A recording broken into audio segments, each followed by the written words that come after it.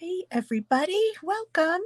This is Brenda Miller. I'm a Stampin' Up! Demonstrator in Basking Ridge, New Jersey, and I've been a demonstrator for over 25 years. And today and every Wednesday at 3 p.m. Eastern Time, I go live on Facebook and YouTube to demonstrate a card, feature a suite or some tips and tricks, and just have a little bit of fun.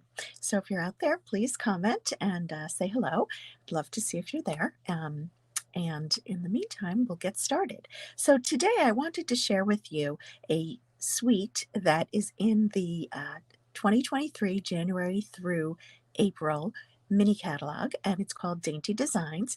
And you've heard about this before from my lessons if you've been joining in, because one of the celebration offerings that you can get is the very popular, I'm going to hold it up, Dainty Flowers DSP. And this DSP, you can see it, goes with the Dainty Designs bundle. And that bundle is in the catalog, and it features a beautiful stamp set. It's called Dainty Designs, you can see here, and a bunch of dies that coordinate. So what I'm going to do is switch my camera to my desktop so that we can take a closer look and see some cards that are made with this. So we'll switch over here. And I have to thank Lois Cutler for letting me borrow her bundle. I do have to say that the dies are currently not available, but they'll become available soon. I don't recall the exact date, and it's an estimate anyway. So, but anyway, these are the dies, the mini dies that coordinate with the stamp set. And you can see that there are dies to cut this out and to cut this out. And you can make other flowers on your own, which I always love that they include some of those. There's a beautiful vine of leaves, because that way you don't always have to stamp and then cut. You can just have the flowers stand on their own. So I wanted to share a card that we're going to be making at my class this Friday. So I have an in-person class by Stamp-A-Stack, my monthly Stamp-A-Stack, where we make 10 cards to each of 5 designs, and that's a local class. So that's only available to people who can actually attend. So I want to make sure I share the designs with you online so that everybody can take advantage of them. But you can see that this card uses the Dainty Designs pretty flower that goes in the center here. And I'm just going to show you how I made this card, and then I have a couple of the other examples to share. So let's start with the card base.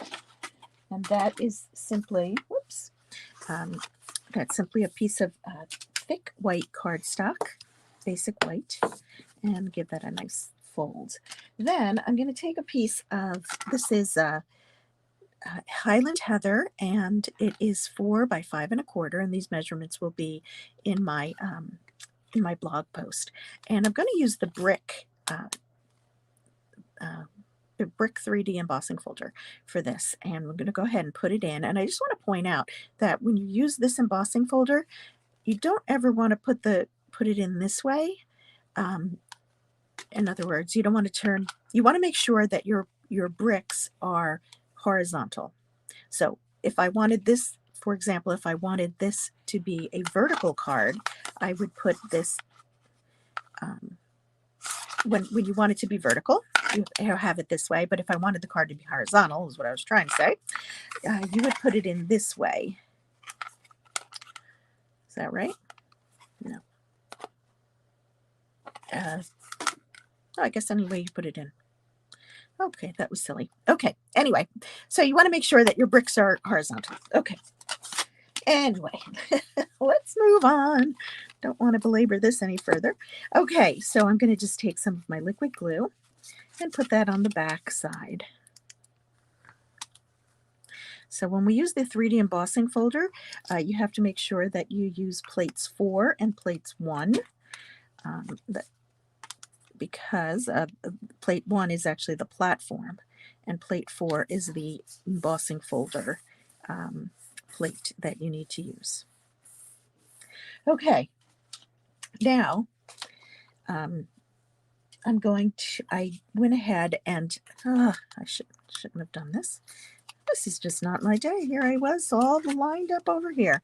Before I glue it down, I wanted to add my ribbon, and I wanted to talk about the ribbon. And that was because this ribbon is one of the new offerings for Celebration. So if you've already gone ahead and purchased everything that you wanted from the regular offerings for Celebration, you can go back in and actually you get 2 rolls of this ribbon. It is called the um, frayed ribbon because the edges are frayed, and it's a really pretty ribbon.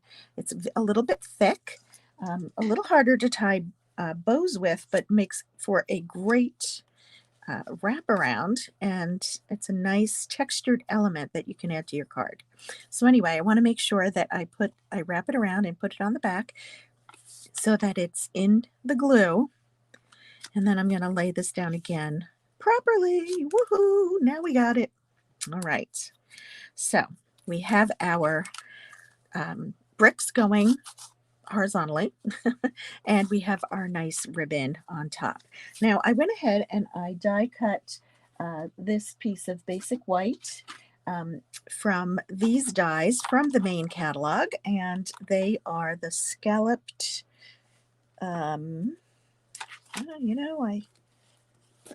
came in. Let's take a look, see which ones they are. They're in the back because they were a bundle with one of the stamp sets last time. So let's go ahead and find, they're right here.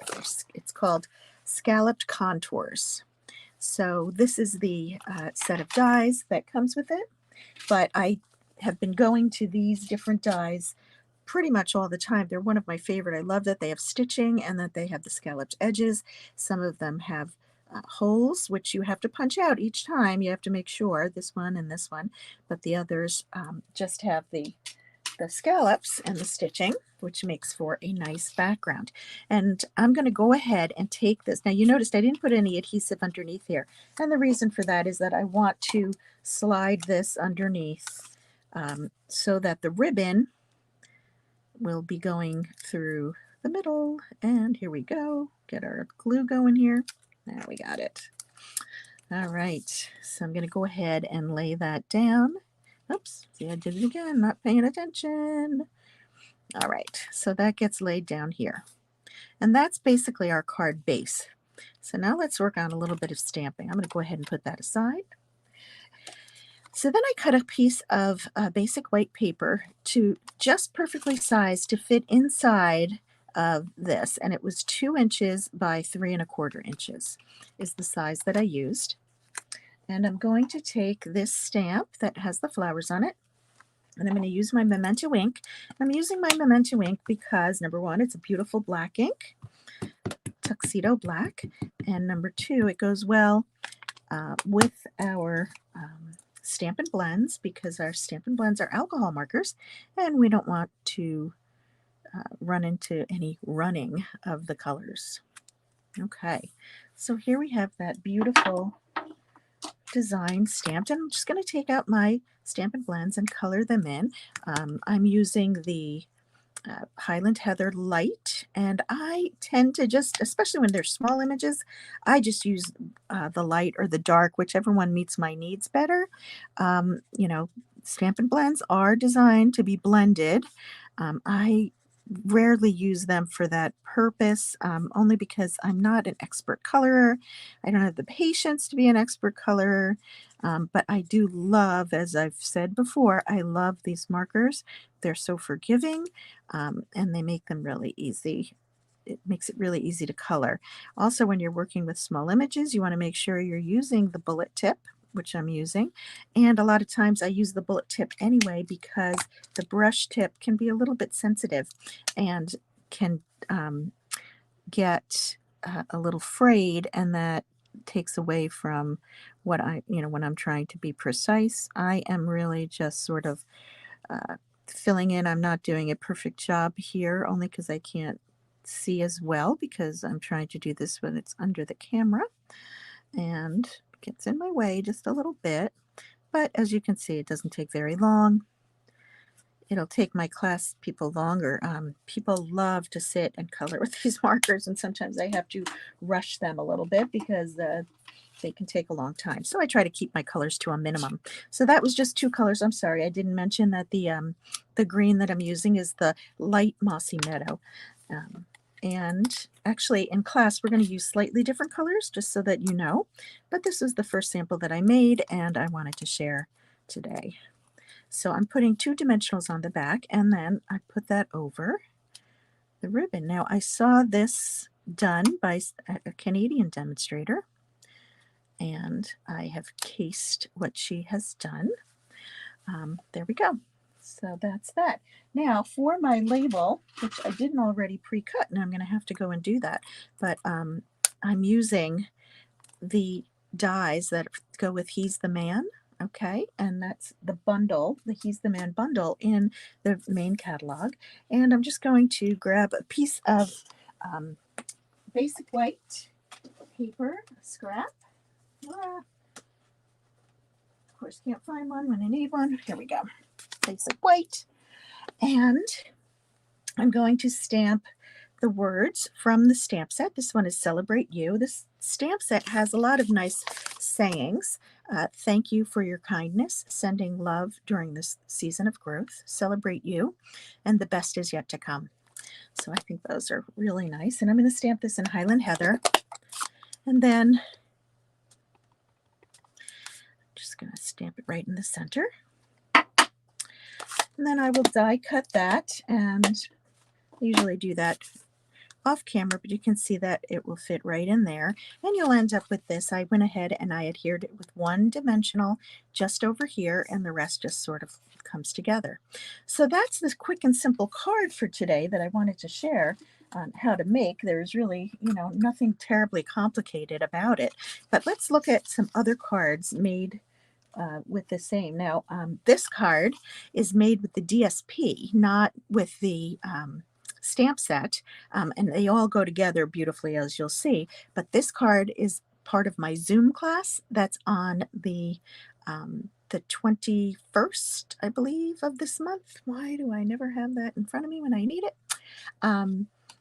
It's the Tuesday, so I believe that's the 21st, and it's at 7 p.m. And if you want the supplies for everything in that class, other than the inks and the stamps themselves, you can let me know by this Friday, and I can send that out to you.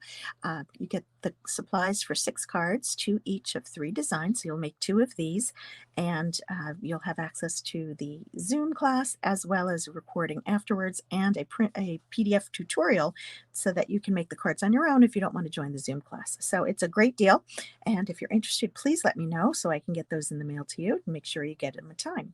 Anyway, so this card is made with that DSP.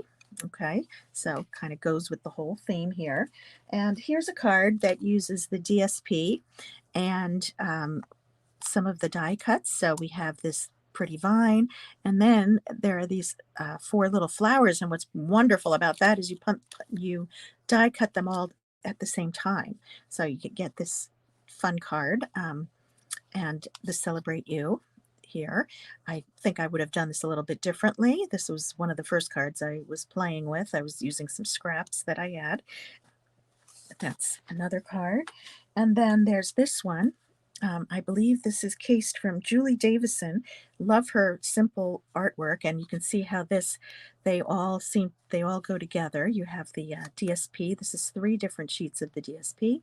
This is Rich Razzleberry, and then we have the flowers, and they're die cut out so that you could layer them on top. So I thought this is just a terrific bundle, and it's really fun to work with. And again, thanks to Lois for letting me borrow it. And just as a reminder, one more time, this card and this card are featured in my upcoming classes. So if you want to come to the in-person class, please let me know. You can just DM me, and if you haven't already, or email me. And then also this is for the Zoom class on the 21st at 7 p.m. And you need to RSVP by Friday if you'd like to attend. So those are the cards for today, and I hope I hope you got some pointers on how to use them and how to use our Stampin' Blends and other products. So if you have any questions, feel free to let me know. And other than that, I'll see you next week. Thank you.